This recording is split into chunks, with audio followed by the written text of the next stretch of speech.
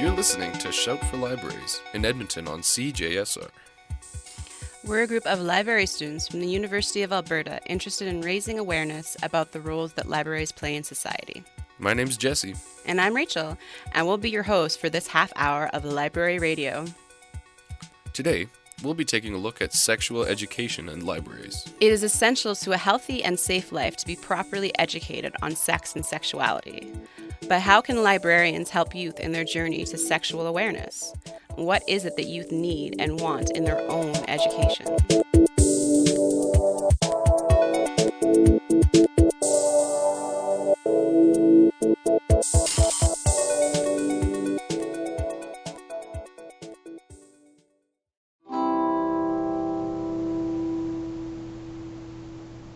I was lucky enough to grow up in a household where sex was talked about honestly, and I learned what sex was, what my parts were for, and what responsibilities I had with my own sexuality and sexual health from a very young age. I remember sex education in the classroom, though, was a very different experience. It was awkward, and any conversation about sex with an adult was quickly hushed away. There was never even the awareness that my library may be able to help me explore these topics more on my own. Is this the same for teenagers today? Talking about sex and the state of education and resource access is an important step to figuring out how to build collections and design programs around sexual education within the library system. Our own Céline Garreau-Brennan and Larissa McLeod sat down with Kyle Marshall, the Planning and Assessment Research Analyst at EPL, to talk about how youth seek and share information about sexual health and how libraries can promote sexual education.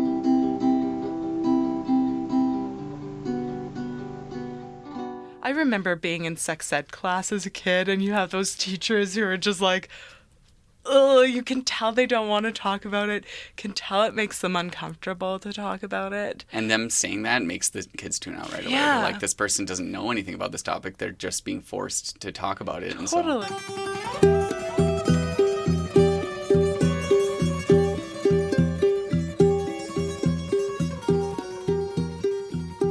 Hello, my name is Céline Garreau-Brennan, and I am here with Larissa McLeod. And today we will be talking to Kyle Marshall, and I will let him introduce himself. Hi, my name is Kyle Marshall. I am the Planning, Assessment, and Research Analyst at Edmonton Public Library right now. I guess over the past year, I was working as the School Age Services Intern Librarian with EPL before moving into that role, and I'm actually not a very distant graduate from SLIS. I graduated in 2015.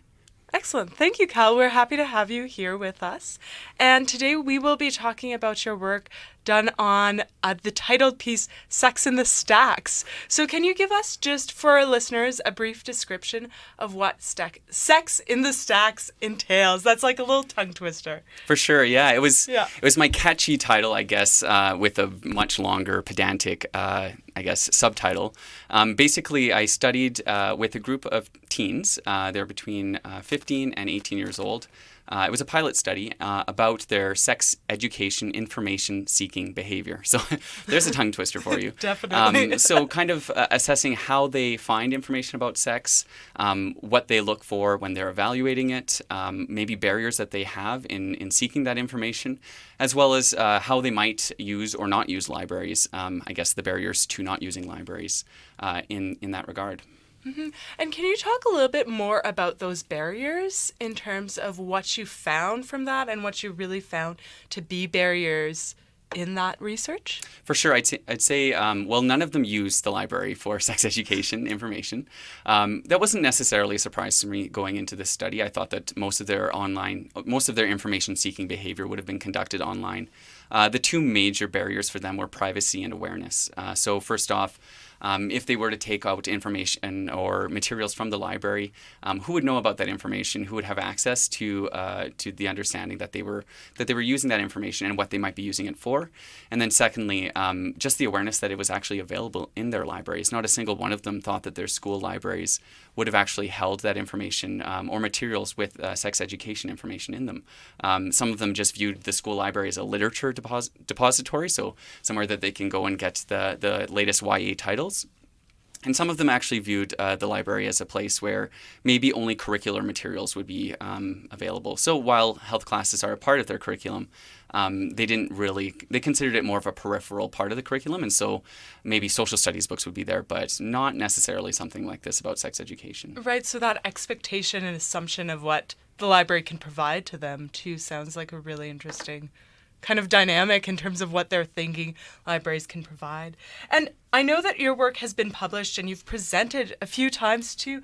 I'm just wondering if you know if any libraries responded to the need for sexual education materials, or just this idea of the need to promote the fact that they have them too. So I've had some conversations at conferences mostly. I have engaged in some interesting conversations with librarians and with school board trustees at these conferences. We've had some interesting dialogues about what they're doing in their libraries and kind of the practices that they have in place to increase access as well.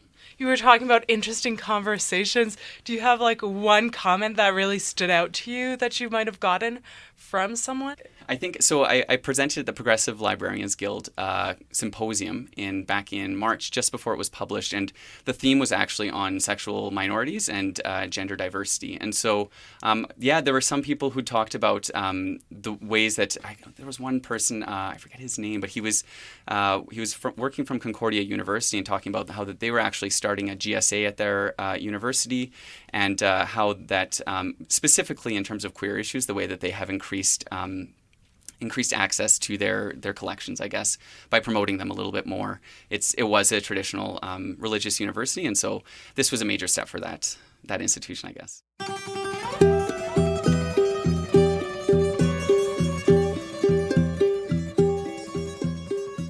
What are some of the ways that teachers and librarians can introduce kids to these materials without being really intrusive and making everyone feel uncomfortable? The teens that I talked a lot about what led them to trust an information source, particularly an adult information source. So I think in terms of demeanor, when you're introducing sex education topics, you need to be honest and open. Those two things are very important. Also, don't act uncomfortable. I think that's quite often the case in sex education classes. Perhaps teachers approach it from the perspective that the kids are uncomfortable, I'm uncomfortable. Let's talk about that from the outset. While having some of those conversations are good, they want an authority. They want someone that they can trust and actually believe that information from them. And they don't want an adult who's going to be squeamish about having these conversations that some people in the class are probably ready to have and ready to be respected as the burgeoning adults that they are becoming.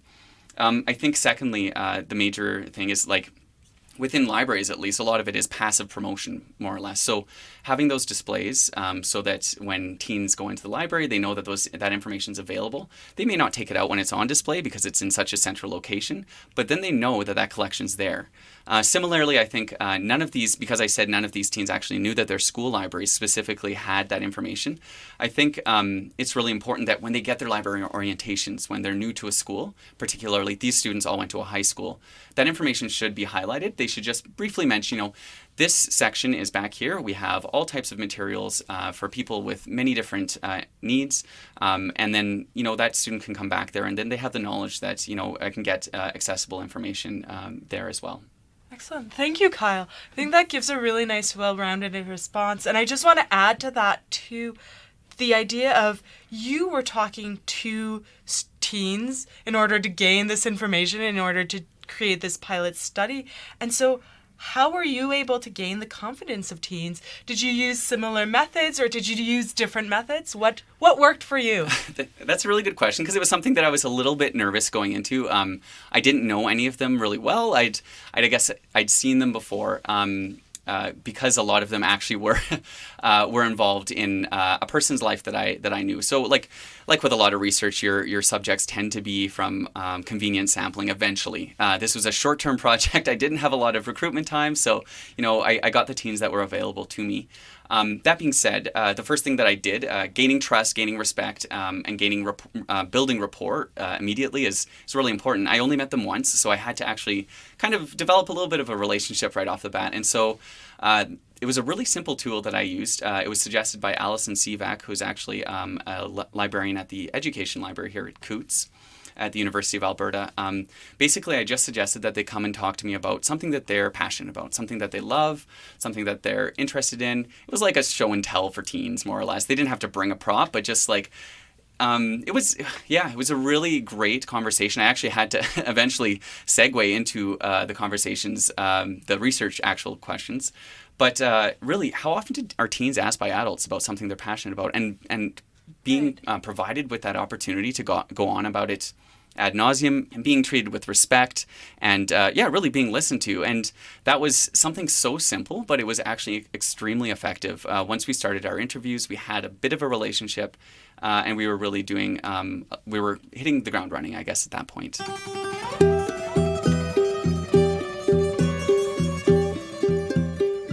I can talk a little bit about some of the interesting things about information-seeking behavior specifically for youth.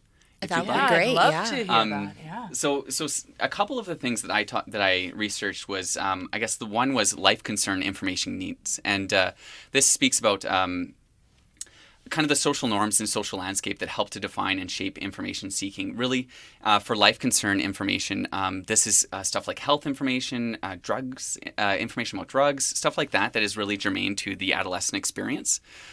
Yet they don't have a really high focus in the curricular environment because they're much more academic topics, I guess, that are read about more frequently. Todd and Edwards actually did a study that looked at life concern information seeking with teenage girls in terms of drugs, and they actually found that the participants really viewed their information world as being really devoid of information on drugs, even though Todd and Edwards found that they actually inhabited a world that was really rich in potential information sources. They just weren't seeking them out to use them. So that was kind of one interesting study that I came across. When teens are finding their information from interpersonal sources, so rather than searching information on the internet, learning from class textbooks and stuff like that, they're talking to their friends or adults around them. In those cases, they actually don't perform reliability checks in the same way that they would with other information sources. So this came up in my study. If a friend or a teacher had told them something about sex, they wouldn't go in and look to confirm that information in the future. Whereas if they found it out on the internet, they talked to me about opening up multiple tabs, finding a consistent stream of information that really confirmed that. It was a much more rigorous process. It's quite interesting in the way that like rumors or misinformation is spread in those environments. Like they can actually have really large effects on the way that those people view or understand sex and their sexual health. That idea of fact-checking is really, really interesting because it's something I wouldn't have thought of like as a child or as a teen to do. And as we were talking too about your pilot project while we were preparing for this, we also all talked about how much fiction had to play with our sexual education. Yeah. So like this is a bunch of librarians, right? So we probably read a lot. But I mean, growing up in the 90s, really interesting source for sexual development is Judy Blume. Yeah. We kind of found and her novels and her stories really include this kind of information that we're interested in, but it wraps it up in this nice kind of approachable narrative. And I think there's other authors out there. Judy Blume is kind of one that just comes to mind right away. But do you think fictional literature can still have an important role in this information giving, especially in this age of internet and fact-checking and all these open tabs? Well, yeah, and I think stories are so powerful, right? And we're still drawn to them for so many reasons. And I think Judy Blume is an excellent example. She kind of broke through for YA, having those more open conversations with youth that they weren't really available in the past. I think that these are absolutely vital ways that that youth can seek information about sex. They may not choose a book because they're looking for a really rich educational discussion, but it will expose them to often diverse sexual experiences. I think for queer kids to see themselves represented in books is a really massively important thing for them. It can help them feel normal. It can help their experiences feel normal. That goes for queer and non-queer kids as well. And it really can model healthy behaviors or explore narratives in which these topics are really more open. So yeah, I think fiction's a really obviously a beneficial resource for these kids. That being said, you don't want to put too much pressure on authors to have that role as a sex educator. But these stories are happening. They're reflective of the very diverse teenage experience and our contemporary youth. Was there a fictional book for Kyle and Larissa that really I don't know, opened a door or was important in your sexual development? Oh, I guess for me it might be Clan of the Cave Bear, which once again very fictional, but it has actually a lot of sexual experiences in it, and I think opening that up to it was a part of this character's life and these other characters' lives. It was just a part. It wasn't the defining factor, but so it made me feel like sexual experience is something that is just a part of the broader scape of life. Totally, yeah. Totally. For me, so I didn't come out until I was about 19 years old, and so I also wasn't a really big fiction reader as a kid. That being said, now that I'm an adult and now 30, I sometimes read YA books with teen queer plot lines, and I think part of that is because that wasn't a life that I could have had at the time or was open to, and so like I'm reading that and I'm like, oh, that would have that's so nice. It's very sweet, and it's an interesting perspective, I think. So yeah, I don't have a specific fiction book, but I like as an adult, Aristotle and Dante discovered the secrets of the universe is like such a beautiful story. Wow. Yeah, I think for me it would have been like, "Are you there, God? It's me, Margaret." Like definitely like classic. In your research, did you come across any, youth talking about learning from perhaps fan fiction or fiction that was online written by other youth or, anonymous authors? Yeah, that's actually a really interesting question. I did speak with one young man who was really into fan fiction. That being said, he derided it as an information source. He talked about the fact that often the authors would talk about things that were that would have been painful to actually experience. So he was actually quite well read up on he was still, I think, undergoing a change to his gender expression and and identity, and thus I think he had done a lot of research on that topic. So he was a little bit more advanced, I guess, in his knowledge about sex education than other youth his age. But yeah, he actually derided fanfic as an information source. I don't think that's necessarily the opinion of all youth, and I think just as with YA authors writing about that, there's some legitimate fan fiction authors whose stories that are really expressing a wide array of experiences. Because we also talked about LGBTQ, we have mentioned that in a few circumstances, and I'm just wondering if you think there's some sort of a distinction made between heterosexual and LGBTQ material. It's funny, I talked to a school librarian actually working at an elementary school just this past year through my research at EPL, and she talked about the fact that she interfiled her queer materials with her, I guess, heterosexual sex ed materials. Mm-hmm. Not necessarily sex ed materials because it was an elementary school library. There was some of that, but it was more stories. And she really felt it was vital because it's just another way for a relationship to exist or for a person to express themselves. And so she really viewed that separation and segregation as not a great thing. You can always add a sticker to it and then keep it interfiled so that the access point is similar, but yet you have some sort of identification that this material is about a certain topic. I don't think... I don't think that they should actually be separated. I think one more thing that I did come across in my study as well was that through my literature review is that there are certain librarians, I guess in the past, that would look just at circulation stats when they're looking at weeding a collection. But sometimes certain materials, particularly sometimes queer materials or sex ed materials that for many reasons, some people may not want to actually check out from the library. They might have a lot of wear and tear on them, but only have 2 circs in the past 5 years. That means that people are going to the library, they're looking at them there, they're not taking them home because they're a little bit concerned about other people finding them or their account information having that on there. But they've clearly reached an audience and they're being used, and thus they should be replaced with more current materials, I guess, instead of being weeded. And perhaps that's a way around the privacy issues for children where, you don't have to take it out. It doesn't have to be on your official record. You can just use it in library. And I'm sure as librarians would love people to just use materials in the library as well. Totally, and I think that was one thing that came up as well. While displays are really great in school libraries, these collections probably shouldn't be near the windows at the front, right next to the hallway, so people know exactly that Sally is going to look at at that information. It should be in an area where there is a little bit of privacy. Well, Kyle, I think we're coming to an end of what we have to ask you, but we've been asking all of our guests on our show this. But if there's any reading material or any sources that really, really stood out to you that you would recommend as reads for our listeners. Oh, so this is not even sex. You know what? I'm going to talk about sex education materials, Sure. and then I'll give like one novel recommendation. Definitely. Whatever works best. It can be fiction or nonfiction. So. Cool. So the first, I know I'm going to go longer now, but basically I've looked at two, I guess 2016, 2015 publications for sex education in the past year, because I'm starting to review for the Deakin Review of Children's Literature. It's out of the U of A here. Anyways, the first one is, This Book is Gay by James Dawson.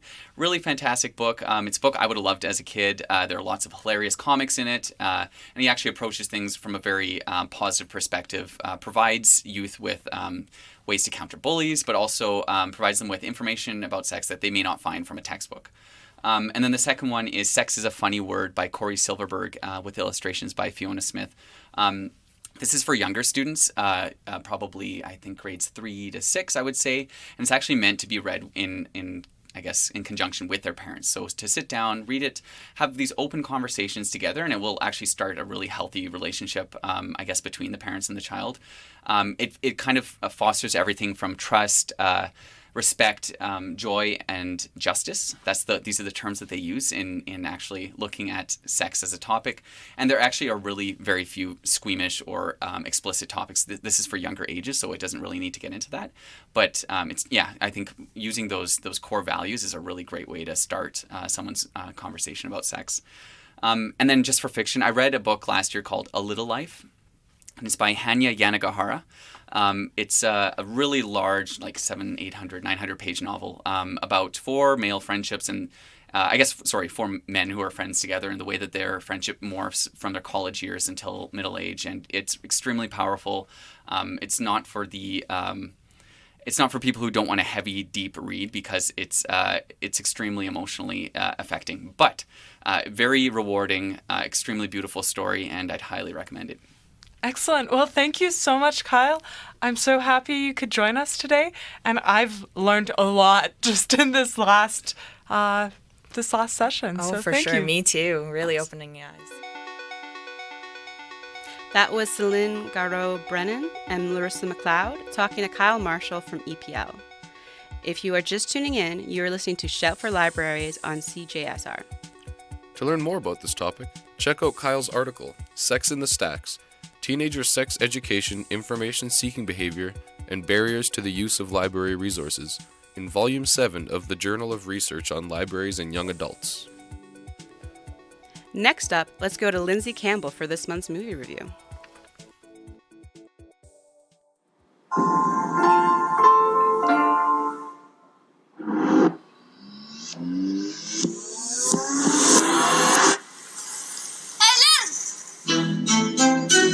At some point, you gotta decide for yourself who you gonna be.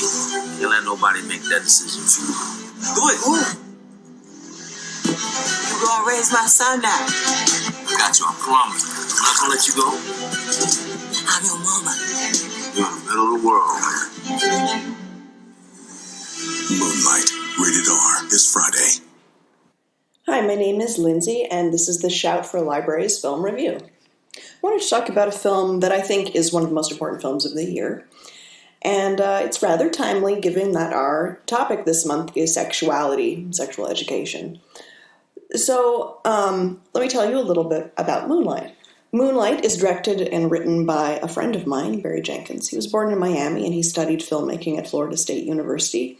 He's had directed several short films, including this really great little sci-fi called Remigration, and his debut feature was Medicine for Melancholy in 2008, which starred Wyatt Cenac from The Daily Show. Moonlight is his second feature film.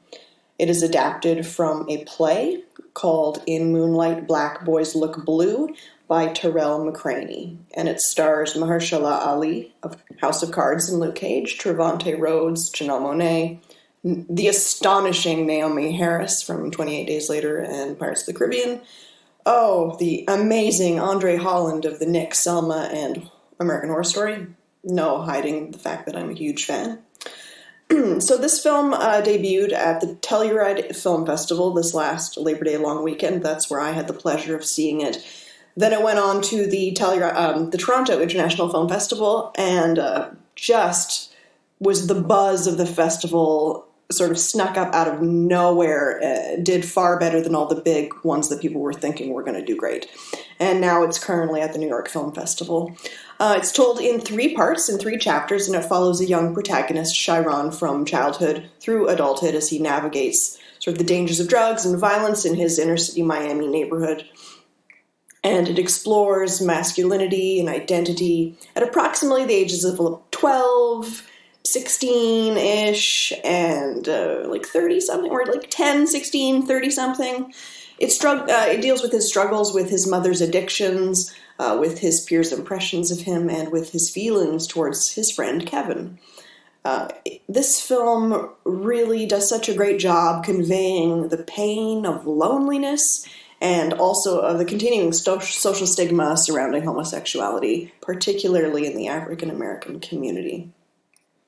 So each chapter, there's a lot of hope in this film, which is kind of also astonishing about it, that it has this warmth to it, and it's not this apocalyptic sort of view of this man's life. In each chapter, he finds a patient and caring person that helps him, sort of establish his own internal compass. And like I said, it's about vulnerability, the search for love and acceptance, and the struggle to express and communicate, to connect and to make meaning. I've honestly never seen anything like this film before. It's a coming-of-age tale, but it's also a coming-out tale. And it is a stunning accomplishment, from its beautiful cinematography to its impeccable casting, to its sound design and its editing, and the use of chopped and screwed music, which is really interesting, to the crickets in the final scene. It is a beautiful, beautiful masterpiece, and I think it will become a canon of black cinema as well. So it's gotten rave reviews across the board, 5 stars, 2 thumbs up, masterpiece. I really liked this one quote, which is quite true. Everything in this is absolutely true. Benjamin Lee really hit the nail on the head. Stories of LBGT people of color have largely been ignored in film, or at least relegated to the sidelines, while instead we're offered up the whitewashed history of Roland Emmerich's tone-deaf Stonewall, or straight friendly Oscar bait like The Danish Girl. But in a festival season that's too often populated, quite literally, by vanilla awards fare, writer-director Barry Jenkins' astonishing new film is both proudly black and refreshingly queer.